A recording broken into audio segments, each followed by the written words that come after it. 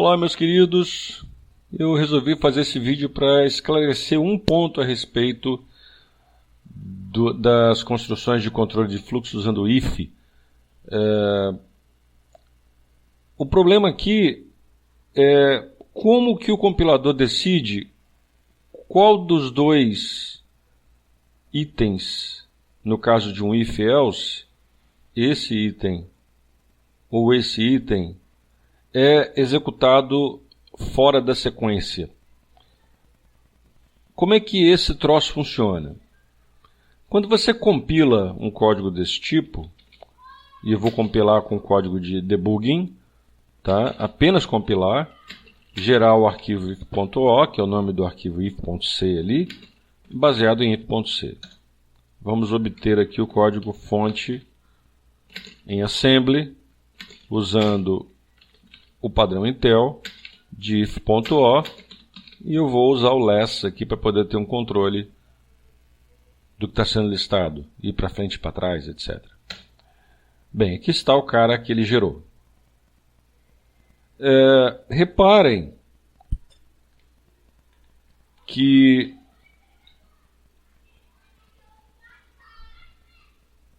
apareceu esse clear aqui, desculpa. Repare que ele está mostrando para mim tanto o código em assembly quanto o código em C equivalente, que é equivalente ao código em C. Tá? Ou seja, em RBP-4, nesse endereço de memória aqui, é equivalente ao hatch, a variável local hatch, tá? E a variável x aqui, que veio de ADI, está sendo colocada em RBP-14. Eu estou fazendo isso porque o compilador está fazendo isso porque ele não otimizou o código. Eu não pedi para ele otimizar o código. Bem, muito bem. O if. Quando ele pega o valor que está em RBP-14 aqui, que é a variável x, e compara com zero, nota que ele está saltando as próximas instruções aqui para 1A, para essa posição aqui, tá? Se o flag de sinal estiver zerado. Ou seja, se o número x, se o número que eu comparei aqui com zero, não for menor do que zero. Ou seja, ele está vindo para o else se a condição falha. Ele salta para o else. Caso contrário, ele continua a minha execução e faz o hatch ---- aqui. Ele subtrai 1 de hatch.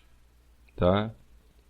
Nesse caso, ele tem que saltar esse bloquinho, o bloco do else, para cair aqui no nosso return, né? Que simplesmente coloca o valor de hatch dentro de EAX e retorna. Bem, o detalhe aqui é que o compilador preferiu escolher como a sequência onde não há o salto inicial do bloco que está referido ao if e não ao else. Isso nem sempre é verdadeiro. Tá? Às vezes ele pode escolher o outro. Né? Ele pode, nesse caso aqui, repara que ele está fazendo uma comparação contrária. Tá? Ele está fazendo a comparação com x e saltando se não for menor do que zero para cá. Tá? Ou seja, seria mais ou menos a mesma coisa que você pensar em algo assim. Se não for menor do que zero, então faz hatch mais, else hatch ---- Seria algo assim que o assembly está fazendo. Tá? Ao contrário do que estava no seu código. Existem maneiras de você forçar isso. Né? Forçar qual bloco que você quer que seja executado na sequência sem salto, caso a condição seja, quando você avalia uma condição. Existe uma função construída dentro do próprio compilador C, no caso do GCC, que é chamada de built-in expect. Você fala que eu espero que essa condição seja verdadeira. Tá? Se eu espero que essa condição seja verdadeira, quando ele encontra essa construção no seu if, tá? Ele faz exatamente o que está aqui embaixo. Desse jeito aqui. Tá? Caso contrário, eu posso dar prioridade ao que está dentro do else. Tá? Eu espero que todas as vezes que eu for fazer essa comparação, ela dê falso. Então, o compilador pode tentar trocar a ordem, em que ele não vai fazer esse salto. Tá?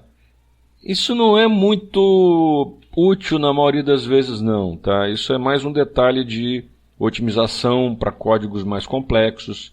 Se eu fizer isso aqui e compilar, vocês vão ver que vai dar exatamente a mesma coisa. Não vai mudar nada. Mas em certas construções mais complexas, isso funciona. O kernel do Linux, por exemplo, você tem duas macros. Uma chamada likely, onde você põe uma condição, e outra chamada unlikely, onde você coloca uma condição também.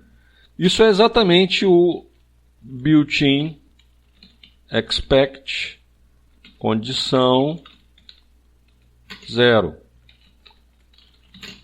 Isso é algo assim. Tá? E aqui, likely é a mesma coisa que o built-in expect condição 1. Tá? Vocês podem, quem tiver curiosidade, dar uma olhada no código-fonte do kernel. Vocês vão ver que alguns ifs, alguns testes de condições usam esses macros aqui. Tá? Ele, em vez de construir isso aqui, ele fica mais fácil, né? Fica likely,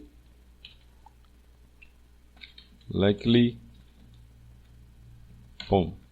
Ou seja, eu espero que essa condição seja verdadeira toda vez que eu entrar aqui. Tá? Eu só queria mostrar esse detalhe para vocês.